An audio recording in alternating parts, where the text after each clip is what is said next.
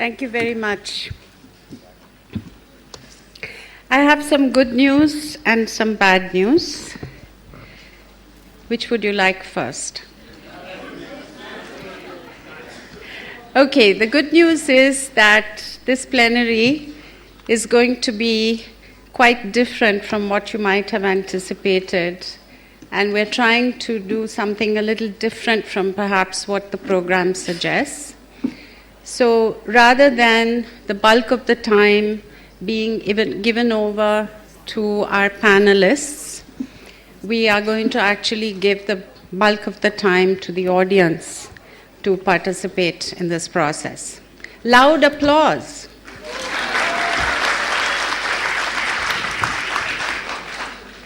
Okay, the bad news is that this is not actually going to be a dialogue with women's movements.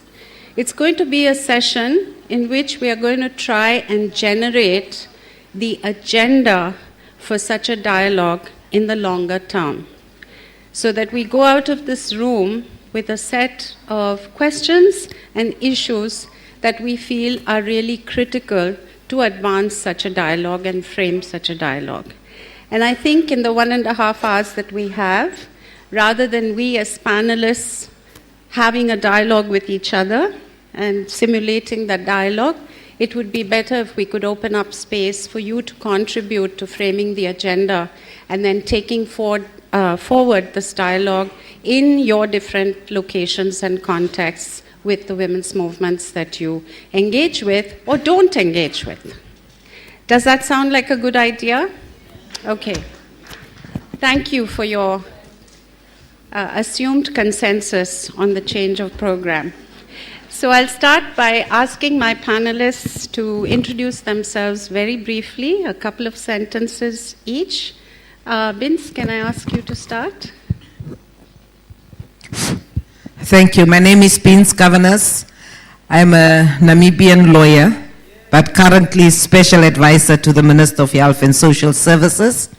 I served for 8 years as Commissioner for 9 years as Commissioner for Social Affairs at the African Union. I'm not going to go into any other thing but to say I have been part and parcel of the liberation struggle that brought the independence to my country. And I did that as a woman.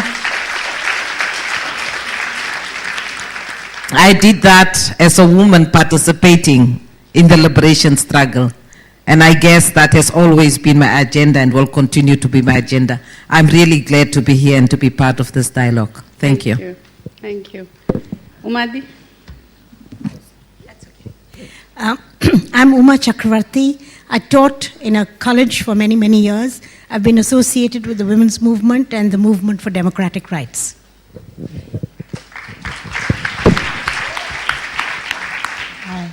Hi, I'm Laura Cariaga from Mexico.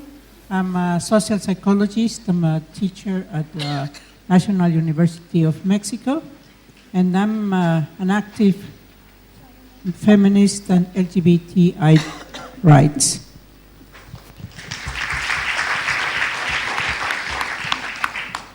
Good afternoon. I'm Dean Peacock. I am the co-chair of the Men Engage Alliance, and I work at Sonke Gender Justice in South Africa.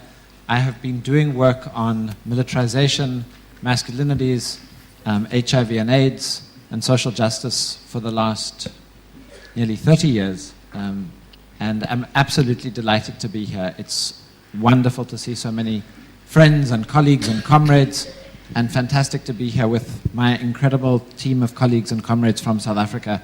I couldn't work with a more committed, passionate group of people. So thank you very, very much. I am Juan Guillermo Figueroa from Mexico. I am a philosopher. I began working on reproductive health and reproductive behavior 35 years ago. I began working with feminists 25 years ago. I began working with men 20 years ago. And I have been trying to understand the relation between the three areas of my main concerns. Thank you.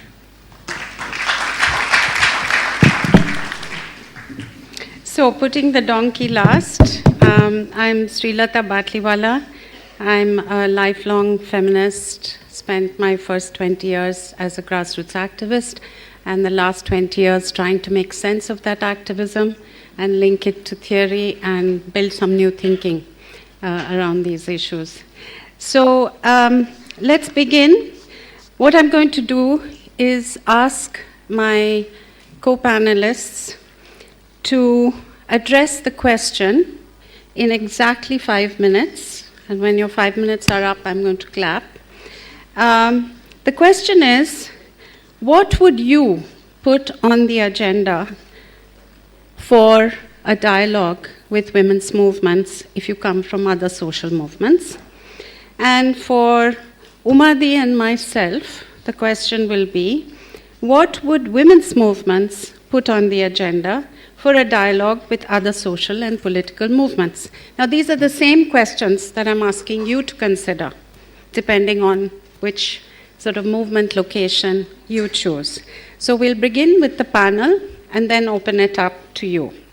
And what we're going to do is start with interventions from this section, then the middle section, and then that section on my left.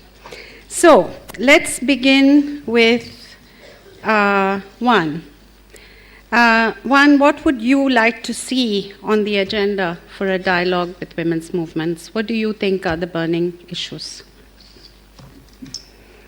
And I might request you to try and frame it in terms of, we need to talk with each other about this. Okay? Well, let me tell you in 5 minutes some of my ideas. First of all, I want to tell you that I used to think and talk in Spanish. So I will try to think a little bit in English and try to express myself in that language. I divided my answer in 2 areas. The main resistance that I have found when discussing with feminists, I would like to put it in the agenda. And second, a set of questions for feminists. I have found when doing some research and some activism in reproductive behavior, a resistance because some feminists have told me that I am using feminist categories with men. For example, reproductive rights, paternal mortality, that is one of my areas of research, safe fatherhood, and the meaning of giving life, that is normally used related with women, and I used to talk about that related with men. So my first suggestion is discussing together how are these feminists, how are these categories used in relation with men. The second resistance that I have found is that I have been called a cynic or a coward when talking about reproductive rights for men, because some people have told me that is it not possible to demand rights for men when we have so many privileges. The third thing is that I have received a criticism that because there is not a men's movement demanding reproductive rights, it is meaningful to use this category related with men. The fourth resistance is that I have heard a lot of times that men don't need affirmative actions since their social vulnerability is a little bit artificial. So I would like to discuss about that. No? And the fifth one, the resistance that I have identified, is that I have received a big criticism that lots of men are not empathic with women as the otherness, no? As the other, in a sense that we have been silent in a lot of sense. And just, I have received a lot of comments that our silence as men is a complex, is a way of complicity, without discussing if it is a chosen silence or if it is an imposed silence. With this reference, I have 5 questions for my colleagues, my feminist friends and colleagues.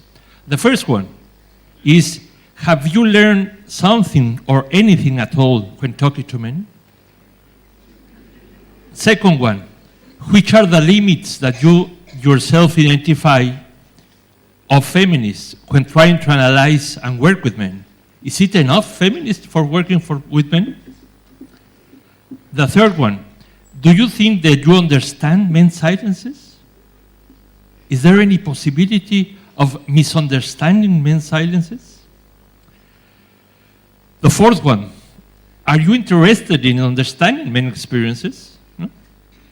Or is just the need that the men have to understand women's necessities and then act in relation with that?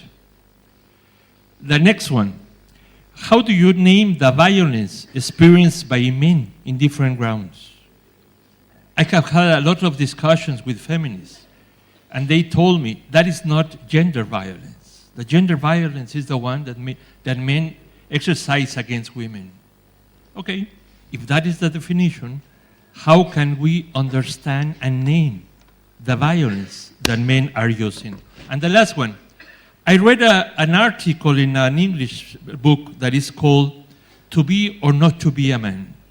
And they put as a subtitle, that is the feminist question. I don't agree with that subtitle. I want to suggest, and I want to ask the feminists, is that the feminist question? Thank you.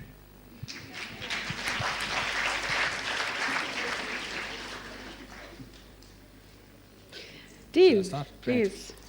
So, if the question is, what do we need to talk about? I think one of the things we need to talk about is nuance, is complexity. I think we fall too easily into a problematic binary of talking about a men's movement and a women's movement. I don't think either of those things exist in very easy ways, and I certainly don't think that the organizations represented here under the rubric of the Men Engage Alliance represent a men's movement. We are very clear at Sonke Gender Justice, where I work, that we are not a men's organization. The minute we use that terminology, I think we align ourselves and get aligned with conservative, anti-feminist backlash organizations. So I think, if you look at the Men Engage statement of principles, we're very clear that this is not an alliance for those kinds of organizations. Our organization at Sonke is like many of the organizations that make up the Men Engage Alliance, organizations that are filled with men and women working together for gender justice, for gender transformation. We don't define our work narrowly as work for gender equality. It's certainly for gender equality, but we think our work is about gender justice, about gender transformation.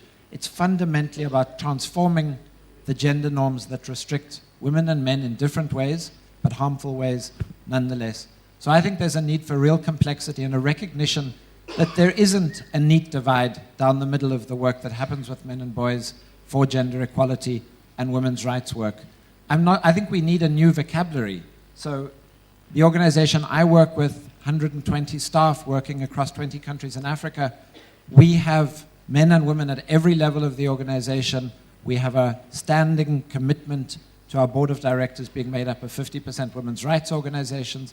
And we work on everything from decriminalization of sex work to projects that target and work with male, traditional, and religious leaders. Are we able to call ourselves a women's rights organization? I would argue that we can. We are not a historically women-led organization, although even that's complicated, because the founding chair of our board is a woman, Shamala Wilson. So I think the neat divisions that we impose on ourselves and that get imposed get in the way of the potential for working together to address the broad range of urgent issues that we have to address. So the conversation about accountability is critical at this juncture, but I think there are lots of conversations that have to happen in parallel with that about how we work together strategically to address militarism, to challenge neoliberalism, to demand state accountability, that governments fulfill their obligations to gender justice, to implementing the many, many, many commitments that our governments have made to address gender-based violence. So I think sometimes our nomenclature and our vocabulary gets in the way of some of the urgent work that we have to do. I think there is lots of common ground, and I think a question that persistently comes up and that I think sits in the middle of this room as the elephant in the room in the discussion is the question about resources. And together with some of our colleagues, and certainly AWID has done some great work on this, I think we should be able to see that the question is not so much, are the organizations, admittedly organizations that are more complicated and more complex than is sometimes presented to be the case, that do gender justice work with men and boys, do those organizations represent a significant drain on the resources for women's rights work? And I think if we look at AWID's report, the Watering the Leaves report, if we look at some of the ODA analysis that's coming out of the OECD, for instance, what we see is a very problematic trend in terms of, in some ways, the globalization and the neoliberalization of donor assistance. The big money is going elsewhere for gender work. It's going to the big international NGOs, it's increasingly going to private sector corporations, and I think we need to have a frank conversation amongst ourselves about how we push back against that, not how we fight each other for gender justice resources. In South Africa, and I'll close with this example, we were part of a bid. Big international NGO invited us and a number of women's rights organizations and other South African organizations to join a very large bid to do work in the intersection of gender-based violence and HIV. We joined the bid. We were all excited to hear the good news that we had won the bid. And then we were informed that we had been excluded from the implementation team, that in fact the money was going to go to this large international NGO that has 2 quite large buildings in Washington and KPMG. And that Dean, was for, your time's up. thank you, $125 million that is simply bypassing local civil society organizations. So I think we've got a big conversation to have about how we think differently about resource mobilization and challenge where the resources are going, because fighting amongst each other over those, I don't think serves our collective interest well. Thank you.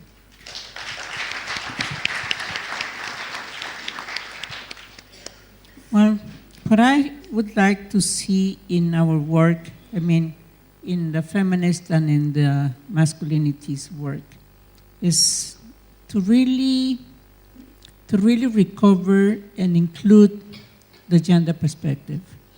I think that we both are supposed to work from this perspective, but as far as I see, we're in March working with women, men, and boys, but we are not really using the gender perspective to try to understand wider and deeper what's happening with this population. I see that there's a lot of reproduction of the binaries, and that we are still all the time talking about that we're going to face these binaries, but we're just reproducing the same perspective. So I think that gender should be in the center, but not only reproducing what has been said, but thinking about the dynamics of gender and how this is related with some other categories, with the intersections with other dimensions. And as I would like to see gender in this broad perspective, I would like to see sexuality too. Because even here, we have had some good discussions about sexuality, but most of the discussion on sexuality is related to gender again.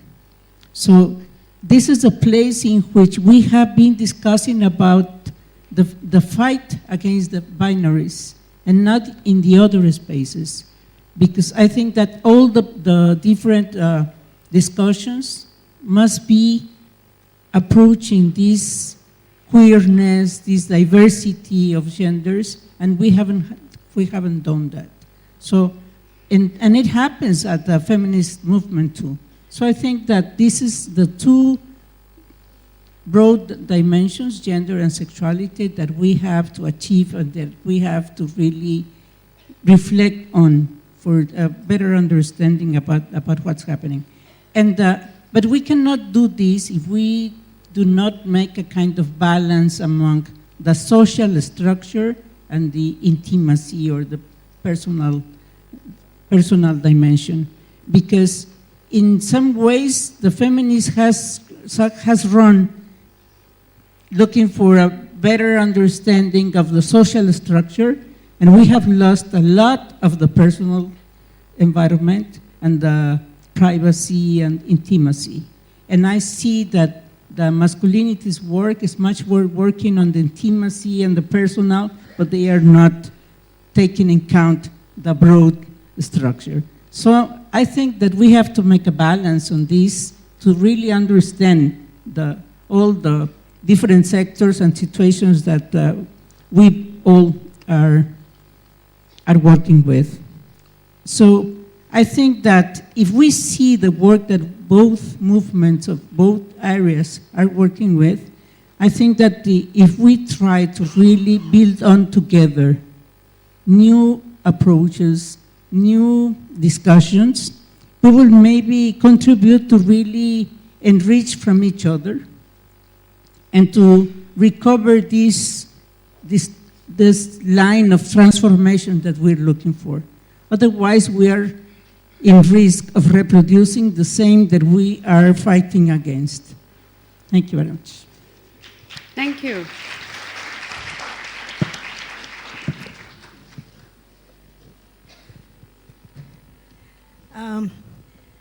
I think I'm going to strike a slightly discordant note, but I think that the state that we are, as far as dialogues and discussions are concerned in South Asia, we have yet to really dialogue and open free discussions between different sections of the women's movement. So that's our most urgent need, it seems to me. And where we have talked to masculinity in that sense the term is with the margins in our society. So we may have had conversations, for instance, with the Dalit men, but I think personally, at least in terms of experience, masculinity as a question is not something that we have addressed directly. I think urgent need in the context of India has been to talk to groups of people within the range of feminist locations, which has actually been the critical issue as far as we are concerned. Because, say for instance, questions of caste. Questions of caste have been thrown at us by women occupying different positions in the caste hierarchy, and we've had a series of political and social contexts in which this has been urgently pressed upon us, because historically questions of affirmative action, for instance, have led to very strident strident positions between different groups, and women have been sometimes confused, sometimes less confused, but clearly not sure where they should put their energy. But particularly they have been held to have not responded sufficiently to the caste question, sufficiently to the specific historical specificity of the location of women across the social hierarchy. So in a fundamental way, we have been asked to think and respond to the long-standing historic injustices which have created particular kinds of marginalities. And those particular kinds of marginalities have not been addressed by the society at large, and even by the early stages of the women's movement. And we were confronted with this harsh reality because we were actually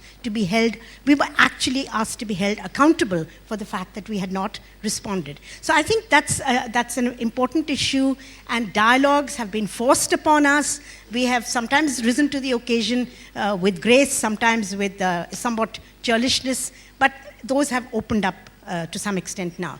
Another area that we haven't, militarization is something that you can talk about. But how do you talk about militarization in the context of nationality movements? Nationality movements have also been very disappointed, I think, with the women's movement, because feminists, say, for instance, in Jammu and Kashmir will say, where were you when the sexual violence was happening in Jammu and Kashmir or in the Northeast? And I think in that sense of the term, the margins of the women's movement and the marginalized groups in our societies have actually forced us to rethink our positions and to respond. We have swept this under the carpet under the kind of under the first flush of the idea that as a patriotic country we didn't we were democratic, and so we were not responding actually to questions of the desire of the nationality groups for their own autonomy. So we haven't actually rethought questions of sovereignty and questions of national identity. So that's been a big a failure on our part. I'm not sure that those discussions have sufficiently opened up. I think one way in which we've come out onto this is to demand we have certainly taken positions against militarization, but we've also begun to open up and say we demand accountability from the state, of course, for its violation of the rule of law, but we've also demanded that we will hold that is oppositional movements also accountable if, for instance, they have engaged in sexual violence. So that's the kind of thing that we have to some extent opened up. We've been more successful, I think, with the sexual choices, sexual orientation movement, partly because maybe it cuts across the class and caste divide, and we've been able to respond to that more effectively. But in a fundamental way, I think if we have had dialogues with anybody at all, it has been with the margins in each of these movements. It's the marginalized male, masculinity of all these, along this line, that we have had some dialogues with, and I think that it's not enough. I think we need to carry it forward. Thank you. Excellent.